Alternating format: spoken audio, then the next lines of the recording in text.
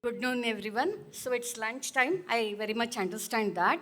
So I just want to tell you that I'm a doctor. Okay. So I'm a clinical microbiologist, and we mainly deal with infectious diseases. So we are like a bridge between the general population, the scientist, the industrialist, to the physician. So now you are all here to produce something, to develop something, but ultimately you yourself will be using it as a patient, right? So the doctor is the one who is going to prescribe that, but clinical doctors are very busy looking at the patients. So there is lot in between. So to address that, we are the ones who pitch in, who understands the scientific community as well as the physicians better. PowerPoint. So gene therapy is the theme of the conference. So this gene therapy, can it be a savior from drug-resistant bugs? What's the need? Okay, so we are understanding that gene therapy, mainly what do we have right now? There are 10 products approved from the FDA and mainly for genetic disorders, right? And why is it easy to do for the genetic disorders? Because it is the one cell which we need to edit. It is the one gene which we need to edit, and that is made in ex vivo. Like you take the cell from the person who is suffering from the disease, you make the change and put inside the body. Then your job is done, right? So this is simple step, and we are struggling in this domain itself for the last 3 decades. But what is the need? The need is much more than that. So apart from genetic disorders, the two important domains in which gene therapy is making a noise is cancer and infectious disease. Now I am leaving the cancer, let's move on to the infectious disease. So this is the data which is showing that Asia is number 1 where we have more populous country, and the gene therapy studies are very low comparatively.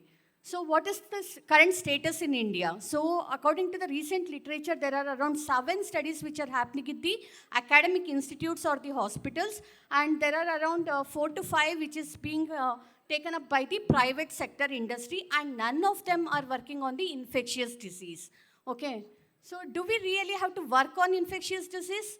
Yes. And what the world is doing, they are doing much work on viral diseases like HIV, hepatitis B, C, EBV. Why not on other diseases? So is there a need for bacterial disease? Why the gene therapy is more towards viral diseases? The biases may be because viral diseases, we have less antivirals. There is more prolonged infection with that. We need a cure. So probably we are looking at gene therapy. And also how the CRISPR technology came in. It came as the bacteria is producing it to cut down the viruses, right? That's the basic concept. That's why probably we are looking at antiviral as an antiviral. But what is the need for bacterial infections in gene therapy? Gene therapy in bacterial infections. Because ICMR publication says that if you are taking 10 antibiotics, not even 9 antibiotics is working right now, and maybe 1 antibiotic is working, which may not work in the future as well. So there is up to 10% rise in drug resistance every year. And whether this gene therapy can be a new magic bullet, why new magic bullet? What is the old magic bullet? It is the antibiotics. When Sir Fleming discovered this, okay, so that was the time, that pre-antibiotic era to golden age of antibiotic. We thought that we conquered the infections, but then now we are post-antibiotic era. We are back to pre-antibiotic era. And just couple of days back, 33-year-old lecturer dies after selflessly giving the organ donation of liver transplantation because of an infection. Not even disease. She was hale and hearty when she went to the clinic.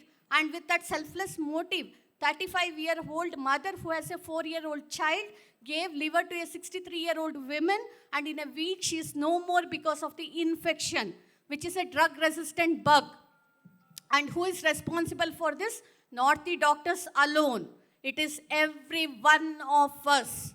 Please make a note of this. It is every one of us who is responsible for the bad water, air, pollution, everything. It is every one of us, right?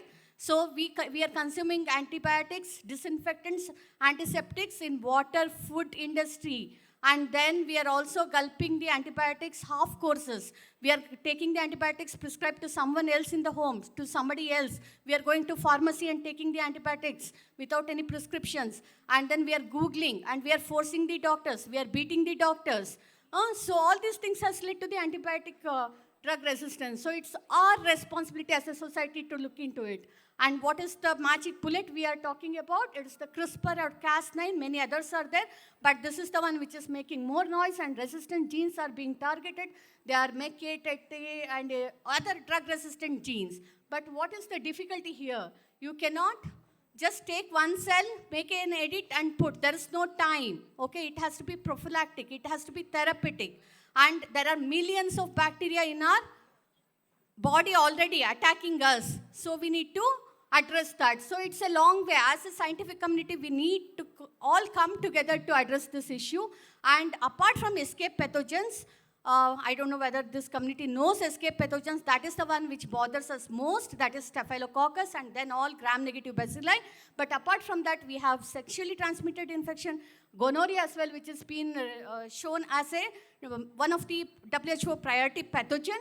And in India, very less work is being happening on that. And not just the infection and death, they have shown that with a computational prediction that it can lead to neoplastic transformation because of drug-resistant bugs, there will be chronic inflammation. And chronic inflammation can elicit cancer. Now we are talking only about HPV cancer.